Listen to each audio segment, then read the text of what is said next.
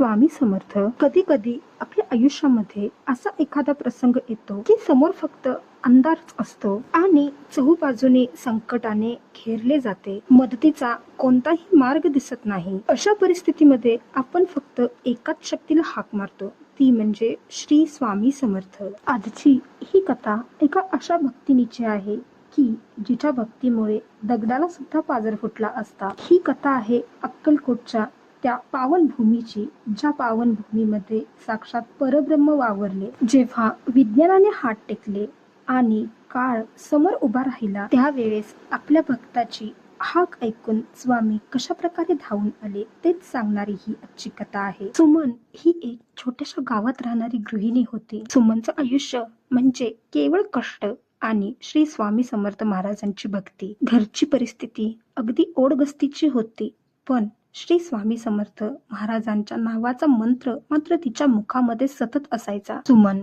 अविनाश सोबत राहायची. अविनाश हा तिचा लहान मुलगा होता. घरची कमवती बाई आणि घरकाम करणारी बाई ही सुमनच होती.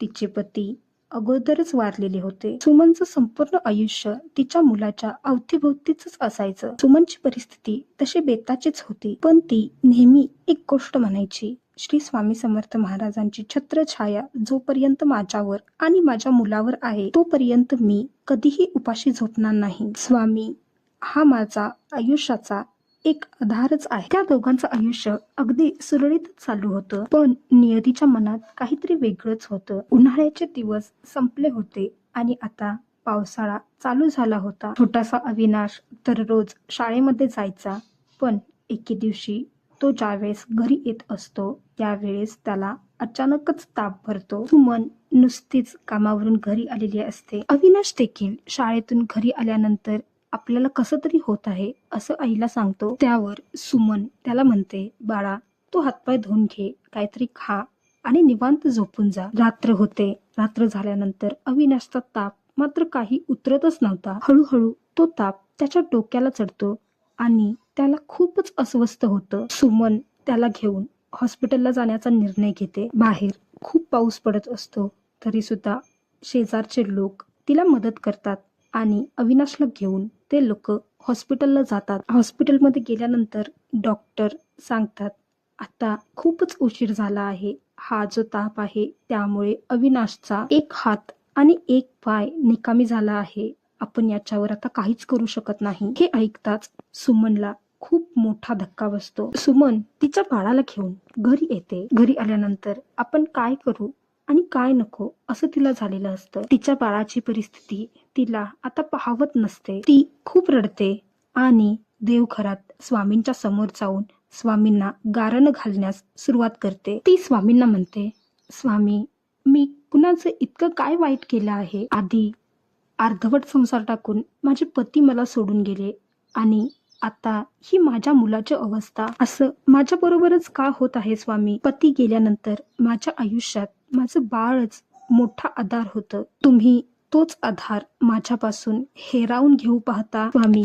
जर माझ्या बाळाला काही झालं तर मी माझ्या प्राणांचा त्याग करेन. आजपर्यंत स्वामी मी तुमच्याजवळ काही नाही मागितलं, पण आज मी माझ्या मुलाचं आयुष्य तुमच्याकडे मागत आहे स्वामी. स्वामी मला आता खऱ्या तुमच्या आधाराची गरज आहे स्वामी. माझ्यावर कृपा करा स्वामी. माझ्या मुलाचे प्राण वाचवा स्वामी. तिचीही प्रार्थना चालूच असते. इतक्यामध्ये तिच्या दारावर कोणीतरी टकटक करतं. ती जाऊन दरवाजा उघडते आणि पाहते तर काय, तिच्या समोर एक वृद्ध बाबा उभारलेले असतात, ज्यांच्या डोक्यावर मोठीच्या मोठी पगडी असते, त्याचबरोबर खांद्यावरती घोंगडी असते. ते बाबा वृद्ध असतात, पण त्यांच्या चेहऱ्यावर चमक ही काही वेगळीच असते. ते बाबा सुमनला म्हणतात, पोरी मला खूप भूक लागली आहे, काहीतरी मला खायला देशील? मी माझा रस्ता चुकलो आहे. खूपच पाऊस आहे, त्याच्यामुळे मला समजलं नाही कुठे जायचं आहे ते. त्यावर सुमन त्या बाबांना म्हणते, बाबा तुम्ही आत या. ती बाबांना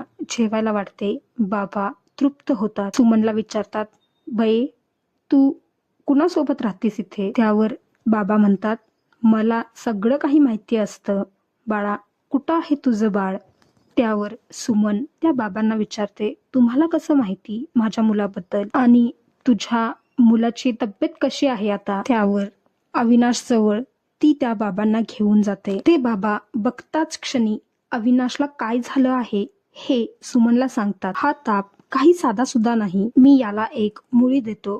ती मुळी खाल्ल्यानंतर या बाळाचा ताप निघूनही जाईल आणि पुन्हा कधी अशा प्रकारचा ताप त्याला येणार नाही. सुमन त्या बाबांना म्हणते, बाबा आत्ताच मी माझ्या बाळाला हॉस्पिटलमधून घेऊन आली आहे. त्या लोकांनी मला असं सांगितलं आहे की आता तुमचं बाळ बरं नाही होणार. मी असं नाही म्हणत की तुम्ही काहीतरी अयोग्य कराल. मला पूर्ण खात्री आहे तुम्ही योग्यच कराल. पण तुम्ही आहात तरी कोण? त्यावर ते बाबा म्हणतात, मी वटवृक्षाजवळ राहणारा एक वैद्य आहे. तू मला खूप चांगल्या प्रकारे ओळखतेस, पण या क्षणी तू मला ओळखत नाहीस. त्यावर सुमन त्यांना विचारते, नाही मी तुम्हाला नाही ओळखलं, कोण आहात तुम्ही? तर ते बाबा पुन्हा सुमनला म्हणतात, मी वटवृक्षाजवळ राहणारा वैद्य आहे. असू दे बयो, आता तू मला नाही ओळखलंस, पण भविष्यात तू नक्की मला ओळखशील. ते बाबा ती चमत्कारिक मुळी अविनाशच्या कपाळाला लावतात. त्याचबरोबर काही थेंब त्याच्या मुखामध्ये सुद्धा टाकतात आणि सुमनला सांगतात, सुमन तू काही काळजी करू नकोस. तुझ्या सोबत तुझे स्वामी नेहमीच असतील. थोडा वेळ बाबा तिथंच थांबून ज्या वेळेस पाऊस कमी येतो त्यावेळेस ते तिथून निघून जातात. दुसऱ्या दिवशी सकाळी अविनाश आपोआप उठतो आणि सुमनला हाक मारू लागतो. सुमन त्याला घेऊन हॉस्पिटलला जाते. हॉस्पिटलला गेल्यानंतर डॉक्टर अविनाशला चेक करतात आणि सुमनला म्हणतात, हे अशक्य आहे. तुम्ही कसं काय हे शक्य केलं? हा तर ताप अविनाशच्या हातापायावर गेला होता. तुम्ही नेमकं असं काय केलं की ज्याच्यामुळे अविनाश बरा झाला? एक वैद्यबुवा आले होते, त्यांनीच अविनाशचा उपचार केला आहे, त्यामुळेच आज हा स्वस्थ आहे. एवढं सांगून डॉक्टर सुमनला म्हणतात, ठीक आहे, हा आता नॉर्मल आहे, तुम्ही याला घरी घेऊन जाऊ शकता. सुमन आणि अविनाश घरी येतात आणि सुमन अक्कलकोटला जाण्याचा निर्णय घेते. सुमन अक्कलकोटला जाण्यासाठी निघते. तिला आठवतं बाबांनी जाता जाता असं सांगितलं होतं, पोरी ज्या वेळेस भविष्यात तू माझ्याजवळ येशील त्यावेळेस तू मला नक्की ओळखशील. मी वटवृक्षाजवळ राहणारा वैद्य आहे. या सर्व गोष्टी तिला आठवायला लागतात आणि सर्व काही तिच्या लक्षात यायला सुरुवात होते. सुमन मंदिरामध्ये जाते. मंदिरामध्ये गेल्यानंतर ती एका फोटोजवळ उभी राहते आणि त्या फोटोमध्ये जे वृद्ध बाबा होते तेच वृद्ध बाबा तिच्या घरी आले होते असं तिला वाटतं. कारण त्या फोटोमध्ये जे बाबा होते तेच बाबा तिने प्रत्यक्षात त्या रात्री पाहिले होते. तिच्या डोळ्यातून अश्रू येऊ लागतात.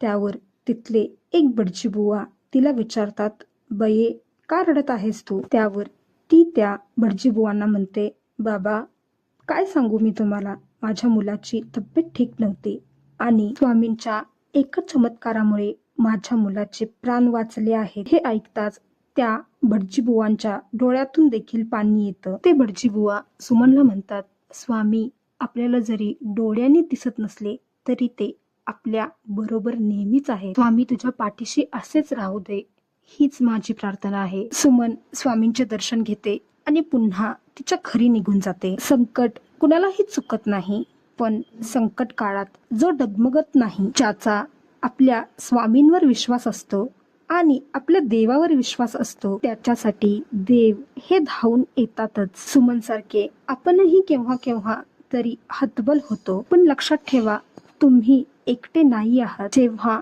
तुम्हाला असं वाटतं की सर्व काही संपलेलं आहे त्यावेळेस स्वामी आपलं कार्य सुरू करत असतात. जर तुम्हालाही स्वामींच्या कृपेचा असा काही अनुभव आला असेल तर कमेंट बॉक्समध्ये नक्की सांगा. या व्हिडिओला जास्तीत जास्त शेअर करा, जेणेकरून एखाद्याचं तुटलेलं आयुष्य हा व्हिडिओ पाहून सावरू शकेल. कमेंट बॉक्समध्ये श्री स्वामी समर्थ महाराजांच्या नावाचा जयघोष करण्यास अजिबात विसरू नका. माझ्या चॅनेलला सबस्क्राईब करा. धन्यवाद.